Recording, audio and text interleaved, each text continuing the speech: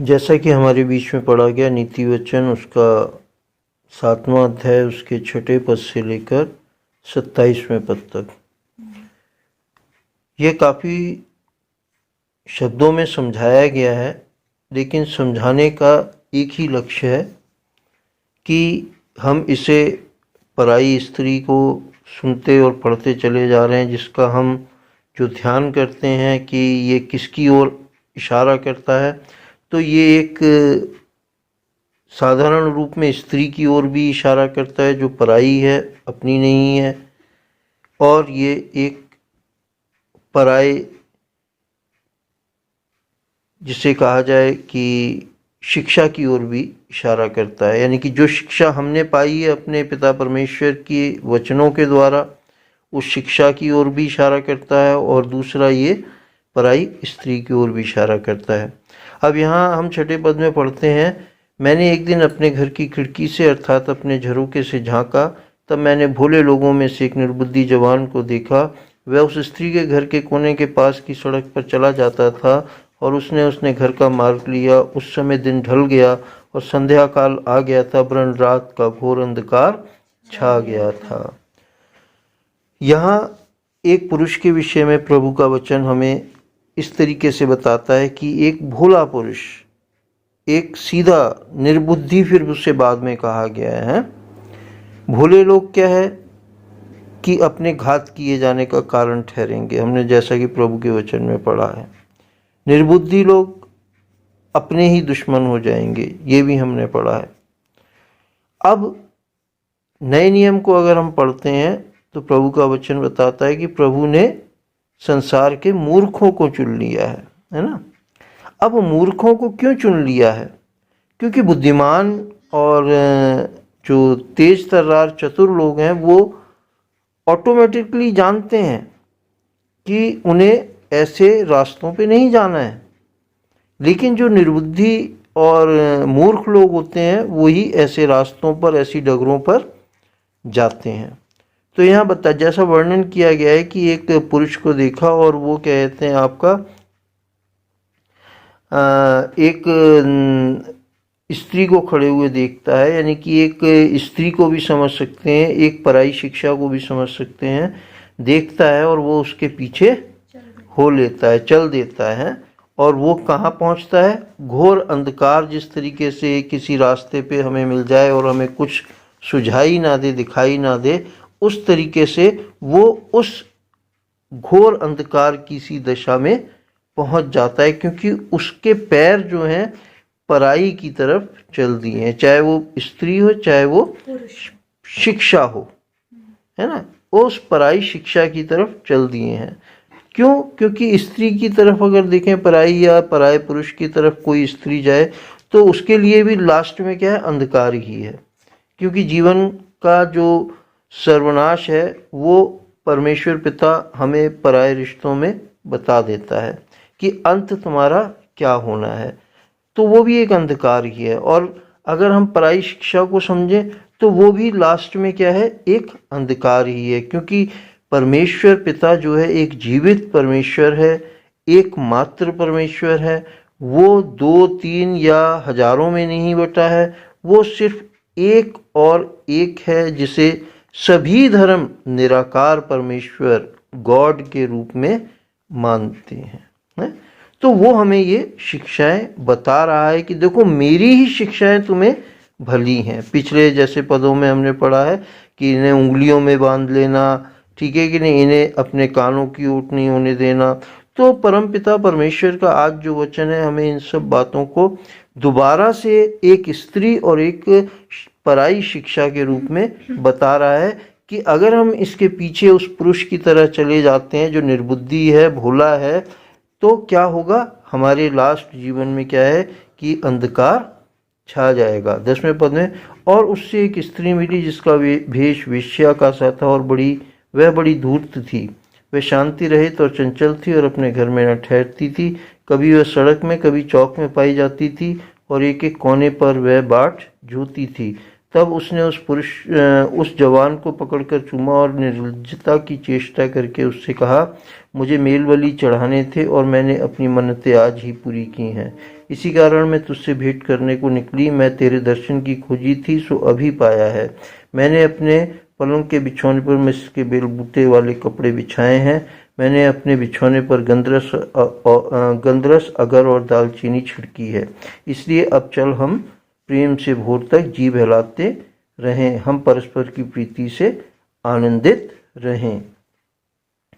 अब ये सारी बातें जो स्त्री के रूप में हमें परमेश्वर पिता बता रहा है, वही बातें हमें पराई शिक्षा में भी मिलती है कि उसमें जब हम पराई शिक्षा में जाते हैं तो हमें बड़ा अच्छा लगता है ना, कि यार ये बातें तो अलग ही हैं, है ना, ये तो बातें हमारे फायदे की हैं।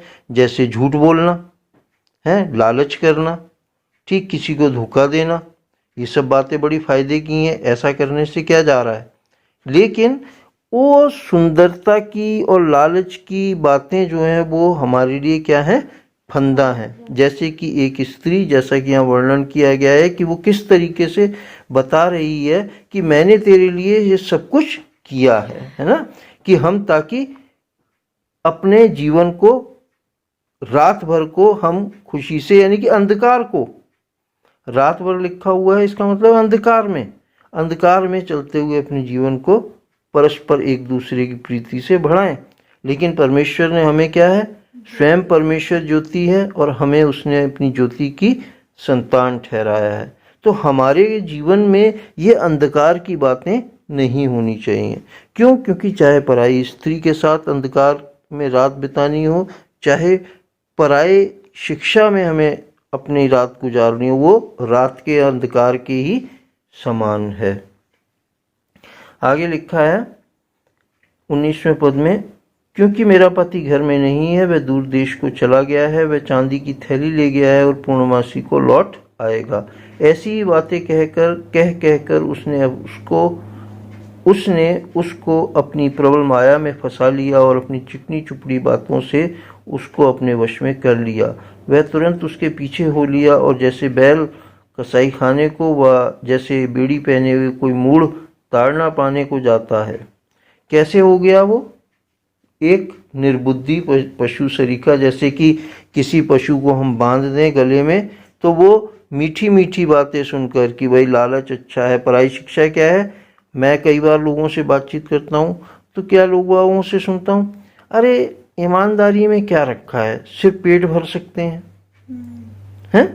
पराई शिक्षाएं हैं, कैसी लुभावनी वाली हैं, जैसे कोई स्त्री पुरुष को लुभा रही हो। वैसे ही परमेश्वर का वचन हमें बता रहा है कि पराई शिक्षा या पराई स्त्री लुभाती है, इंसान को अपनी मीठी मीठी बातों में जकड़ लेती है। एक जैसे पशु को हम प्यार से पुचकारते उसके गले में फंदा डाल लें और वो हमारे वश में हो जाता है। तो यहाँ उसी पुरुष को इसी तरीके से दर्शाते हुए वचन हमें बता रहा है कि वो उसके पीछे वश में होकर चला जाता है। ऐसे ही लोग क्या है कि लालच की बातें, झूठ फरेब की बातें जो बड़ी मीठी लगती हैं कि भाई धोखा देने से, लालच करने से, झूठ बोलने से फ़ायदा होता है और ईमानदारी में, सच्चाई में सिर्फ पेट भर पाता है। लेकिन लास्ट में अगर हम देखें तो दोनों चीज़ों का अंत बुरा है, चाहे पराई स्त्री का और चाहे पराई शिक्षा का। क्यों? क्योंकि सत्य पे अगर हम चलते हैं तो वचन हमें बताता है कि सत्य हमें स्वतंत्र रख देता है। और अगर हम झूठ में चलते हैं तो धीरे धीरे झूठ के जाल में फंसते चले जाते हैं। अगर हम पराई स्त्री के इसी को ले लें, चलते हैं पीछे पीछे, तो लास्ट में हमें दुख ही होता है और अपमान ही हमें मिलता है। 23वें पद में जैसा लिखा है, अंत में उस जवान का कलेजा तीर से भेदा जाएगा, वह उस चिड़िया के समान है जो फंदे की ओर वेग से उड़े और न जानती हो कि उसमें मेरे प्राण जाएंगे। ऐसा हाल उस व्यक्ति का हो जाएगा, या ऐसा हाल उस पराई शिक्षा को सुनकर हो जाएगा जैसा कि एक चिड़िया का हाल होता है। तो प्रभु हमें हर तरीके से समझा देना चाहता है कि हमें अपने जीवन की चाल उसके वचनों के अनुसार चलनी है। अगर हम उसके वचनों के अनुसार चाल अपनी नहीं चलते हैं तो लास्ट में क्या है, हम अपने प्राणों से हाथ धो बैठेंगे, क्योंकि प्रभु ने हमें हमेशा की मौत के लिए नहीं वरन हमेशा की जिंदगी के लिए बुलाया है। अब हमारे हाथों में है कि हम ऐसे पुरुष के समान जो पराई स्त्री या पराई शिक्षा में चला जाएगा, यानी कि झूठ फरेब लालच के धोखेबाजी के जीवन में चला जाएगा, तो अंत क्या होगा? उसका विनाश हो जाएगा, घोर अंधकार उसके जीवन में छा जाएगा। और यदि हम प्रभु के वचनों पर ध्यान रखकर सत्य, प्रेम, अहिंसा और ईमानदारी में चलते चले जाएंगे तो हो सकता है हमें कठिनाइयां आएंगी, लेकिन अंत हमारा क्या होगा? प्रकाश में होगा, उजाले से भरा होगा, अंधकार नहीं होगा उसमें, और हम अनंत जीवन तक प्रभु के वचन अनुसार राज्य करेंगे। 24वें पद में प्रभु का वचन कहता है, अब हे मेरे पुत्रों मेरी सुनो और मेरी बातों पर मन लगाओ। तेरा मन ऐसी स्त्री के मार्ग की ओर ना फिरे और उसकी डगरों में भूलकर ना जाना, क्योंकि बहुत से लोग उसके द्वारा मारे पड़े हैं। उसके घात किए हुओं की एक बड़ी संख्या होगी। उसका घर अधोलोक का मार्ग है, वह मृत्यु के घर में पहुंचाता है। पराई स्त्री के साथ चलने वालों के लिए भी है, पराये पुरुषों के पीछे चलने वाली स्त्रियों के लिए भी ये बातें हैं, और पराई शिक्षा पर भी चलने वालों के लिए ये बातें हम समझ सकते हैं। तो क्या है कि हमें पराई बातों को या पराई स्त्री को या पराये पुरुष को ना समझते हुए, पराई शिक्षा को ना समझते हुए, वरन अपने पिता परमेश्वर की सच्ची और जीवित बातों को समझना चाहिए। क्योंकि उसकी बातें मैं जीवित इसलिए कह रहा हूँ कि अगर हम चलते हैं उन बातों पर तो हमारे जीवन में उसका फल अच्छा दिखाई देता है, बेहतरीन दिखाई देता है। अगर हम सत्य पे चलते हैं तो स्वतंत्र रहते हैं, हमें किसी का डर नहीं रहता है। अगर हम ईमानदारी में चलते हैं तो हमें किसी का भय नहीं रहता है। लेकिन अगर हम झूठ में चलते हैं, अगर हम बेईमानी में चलते हैं, अगर हम लालच में चलते हैं तो हमें अंधकार अपने जीवन में छाया हुआ न दिखाई देता है।